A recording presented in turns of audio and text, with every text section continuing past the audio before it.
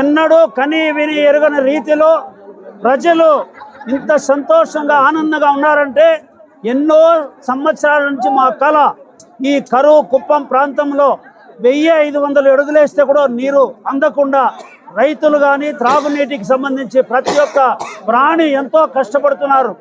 నీరు అనేది సకల జీవులకు ప్రాణాధారం.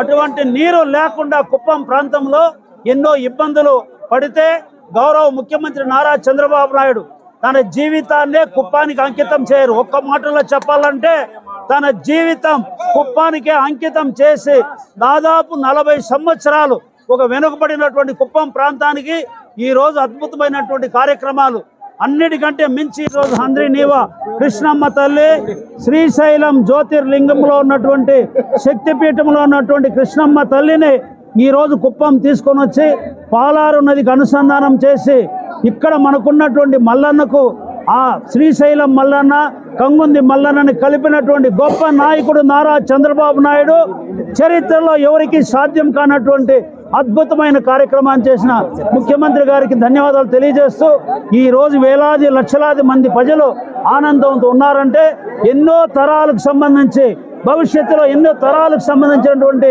ఈ కార్యక్రమం ప్రతి ఒక్కరికి ఇది ముఖ్యమైన కార్యక్రమంగా భావిస్తూ అదేవిధంగా గౌరవ ముఖ్యమంత్రి గారు మా భువనేశ్వరమ్మ ఇద్దరు కూడా 30వ తేదీ వచ్చి ఎంతో కష్టపడి పరమ సముద్రం చెరువులో కృష్ణమ్మ నీటిని నింపే కార్యక్రమం జలహారతి ఇస్తారు కాబట్టి పెద్ద ఎత్తున కుప్పం ప్రజలందరూ కూడా వచ్చి దీవించాలని కోరుతూ పేరు పేరున అందరికీ నమస్కారాలు. నియోజకవర్గ చరిత్రలో ఒక చారిత్రాత్మకమైన రోజు. ఎందుకంటే 11 సంవత్సరాల కళ ఈ కుప్పం వాసులకి హంద్రీనీవా నీళ్లు తీసుకురావాలని, ఆ కృష్ణమ్మ తల్లిని ఇక్కడ కుప్పం తీసుకురావాలని అపర భగీధరుల్లాగా గౌరవ ముఖ్యమంత్రి నారా చంద్రబాబు నాయుడు గారు చేసిన సంకల్పం 2019లోనే పూర్తి అవ్వాల్సింది. 87% ఆయన పూర్తి చేయడం జరిగింది. కానీ అప్పుడు వైఎస్ఆర్సీపీ నాయకులు అనవసరమైన కోర్టు కేసులు వేసి ఆపి ఆ ప్రాజెక్టును రాకుండా చేశారు. అయితే 2019 నుంచి 24 మధ్య మేము పూర్తి చేస్తామని చెప్పి చెయ్యకుండా ఎన్నికల ముందు అప్పటి ముఖ్యమంత్రి పులివెందుల ఎమ్మెల్యే మన జగన్మోహన్ రెడ్డి గారు వచ్చి ఒక సినిమా సెట్టింగ్ వేసి ట్యాంకర్లతో నీళ్లు తెచ్చి వదిలి మేము హంద్రీనీవా నీళ్లు ఇచ్చామని చెప్పారు. అయ్యా జగన్మోహన్ రెడ్డి గారు అలాగే వైఎస్ఆర్సీపీ నాయకులకి అందరికీ చెప్తున్నాం, ఇది ట్యాంకర్లతో తెచ్చిన నీళ్లు కాదు. 738 కిలోమీటర్లు 1200 అడుగుల ఎత్తుకి మా గౌరవ ముఖ్యమంత్రి నారా చంద్రబాబు నాయుడు గారు తెచ్చిన నీళ్లు.